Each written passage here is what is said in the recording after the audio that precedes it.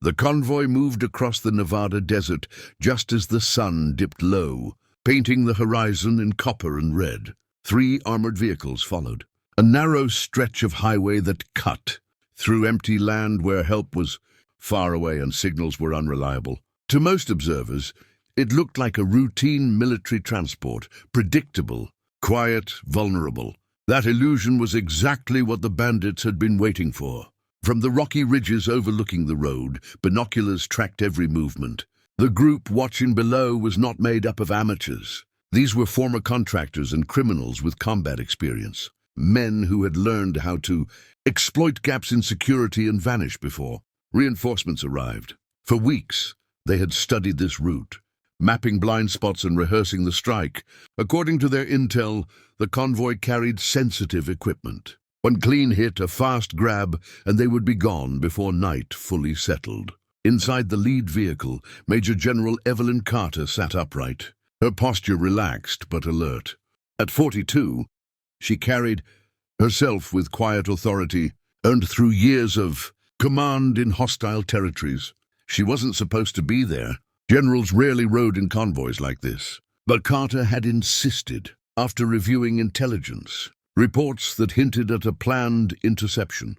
She preferred to face danger directly rather than manage it from a distant command center. Her eyes moved from a secure tablet to the road ahead. Every detail mattered: the wind, the terrain, the timing. She had already memorized the landscape, noting where an ambush would make the most sense, and that was what unsettled her most. This stretch of road was too perfect. The first explosion shattered the calm. The rear vehicle was hit with brutal precision, the blast flipping it sideways and sending debris into the air. Gunfire erupted almost instantly from both sides of the road, bullets sparking against armor and asphalt. The attack was coordinated, disciplined, confident, but panic never reached Carter's face. "Contact confirmed," the driver shouted. Carter was already issuing orders. "Initiate Red Anvil protocol," she said evenly into the comm unit.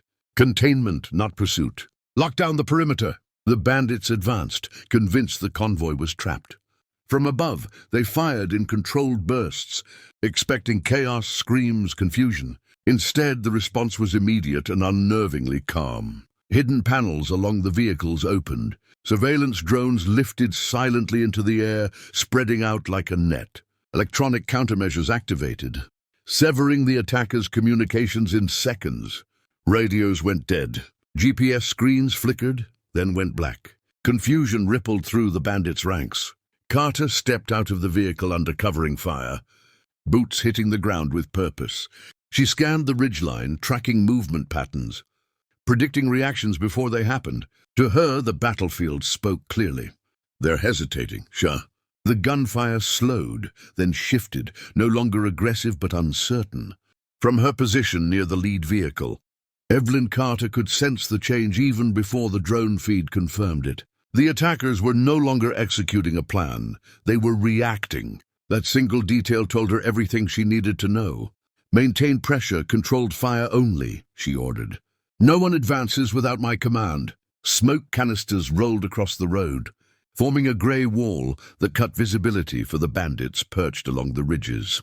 Thermal feeds lit up Carter's visor, turning bodies into glowing silhouettes against the cooling rock. She studied their movements with clinical focus. They were trained, but they were fragmented. Each man was now choosing his own path, breaking the cohesion that made them dangerous in the first place.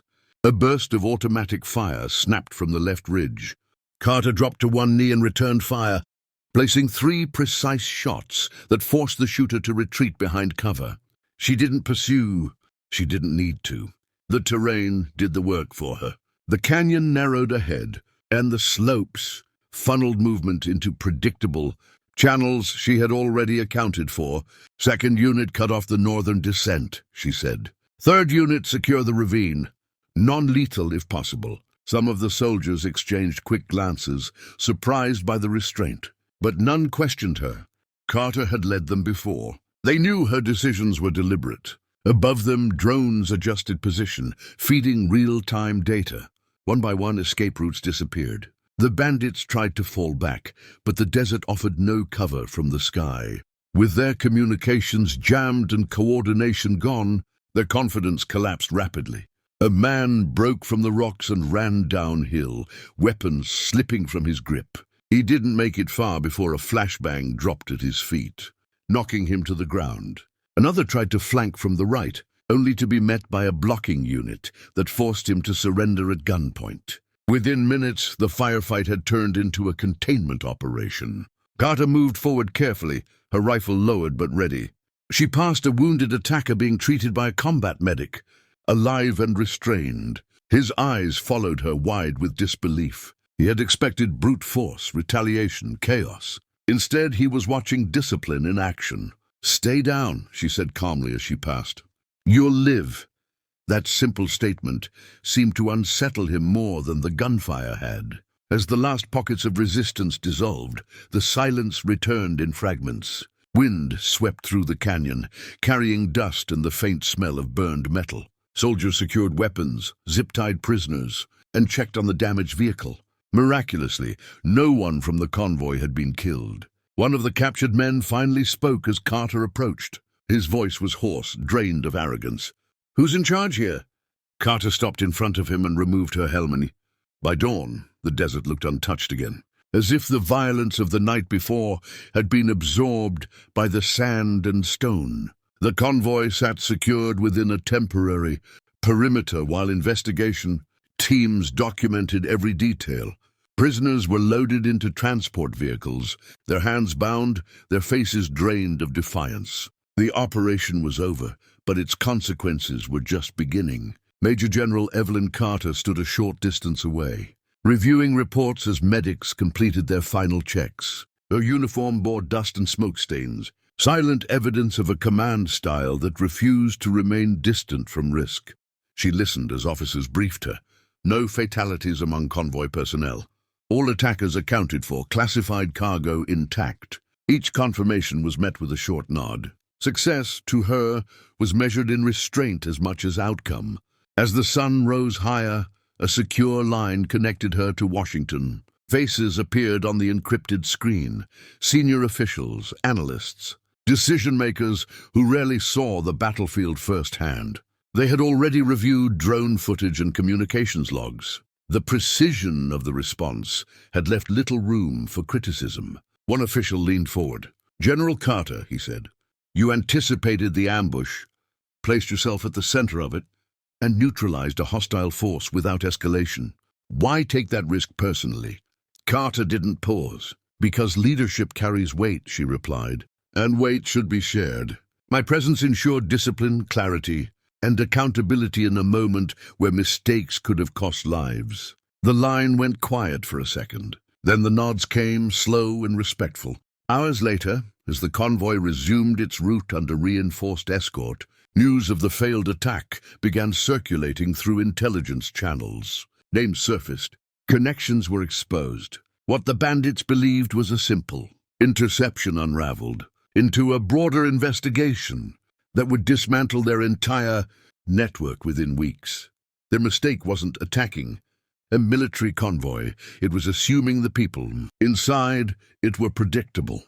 Back at base, Carter returned to her office without ceremony. No speeches, no press briefings. She filed her report, concise and exact, then removed her jacket and sat in silence for a moment. Command was often loud from the outside, but deeply quiet within. Days later, one of the captured bandits would testify during interrogation, his voice stripped of bravado. "We thought command would be somewhere far away," he admitted. "We never imagined she'd be there." That detail spread quickly among those who heard it. Evelyn Carter never responded to the growing attention. She didn't correct headlines or embrace labels. She knew how narratives formed, and she knew how easily they distracted from the truth. The truth was simple. The bandits didn't fail because they faced superior numbers or advanced weapons. They failed because they underestimated resolve, preparation, and leaders.